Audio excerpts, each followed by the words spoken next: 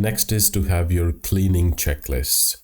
You will need two kinds of cleaning checklists.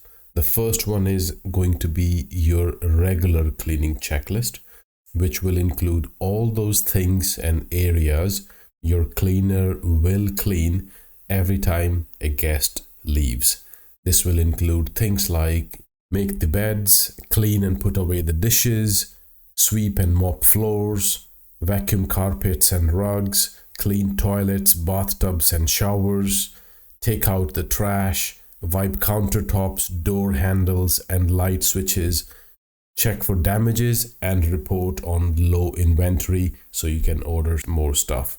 But make sure you start with your regular cleaning checklist, even if it is you who's going to do the cleaning, because you will start missing things after a while if you are not following a checklist.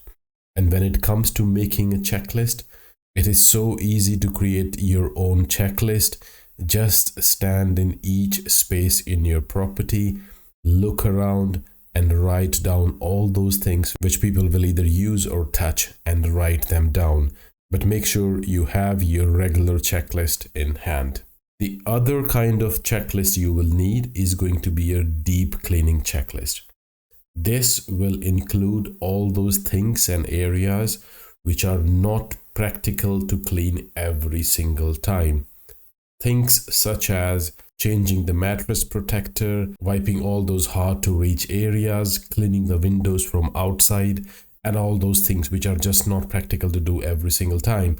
But make sure you have your deep cleaning checklist as well at the same time when you create the regular cleaning checklist, because again, this is hospitality. People will start noticing that the property is not as clean as it appears when they first arrive, and they will start feeling that the property needs love and care. So try and make sure you have your regular cleaning checklist and deep cleaning checklist when you start. And one more thing your cleaner will have to do every time is to keep an eye for damages. People will sometimes leave damages behind. They might try and hide them, and your cleaner has to go there with their eyes and ears open and spot anything that is missing or damaged in your property so you can raise a claim or communicate to the guest. They may also leave few things behind, and we all have done that.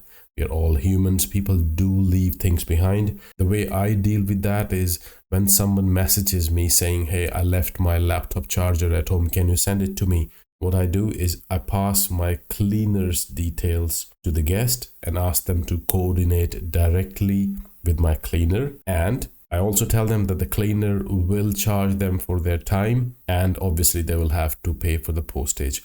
But that is again one more responsibility your cleaner will have to deal with, because they are there each time the guest leaves. So try and follow this process if you find this one convenient for things which are left behind. But cleaners have to report anything which is damaged in your property straight away. So try and send your cleaners as soon as the guest leaves.